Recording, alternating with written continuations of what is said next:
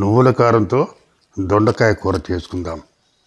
ఈ దొండకాయల్ని చిన్న చిన్న ముక్కలుగా తరిగి కుక్కర్లో పెట్టి ఒక్క విజిల్ వచ్చేంత వరకు ఉడికించుకుని దింపుకోవాలి.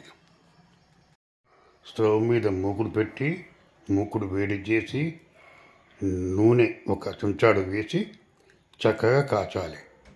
ఆపై అందులో జీలకర్ర వేయాలి. జీలకర్ర వేగిన తర్వాత అందులో ఉడికించి పక్కన పెట్టుకున్న దొండకాయ ముక్కల్ని వేసి వేయించాలి. అందులో నువ్వులు, ఎండుమిరపకాయలు ఇవి వేయించి చేసుకున్న నువ్వు పప్పు కారం వేసి చక్కగా కలపాలి. తర్వాత దాని మీద నీళ్లతో ఉన్న పళ్ళెం పెట్టుకుని ఒక 2 నిమిషాలు ఉంచాలి. మూత తీయాలి.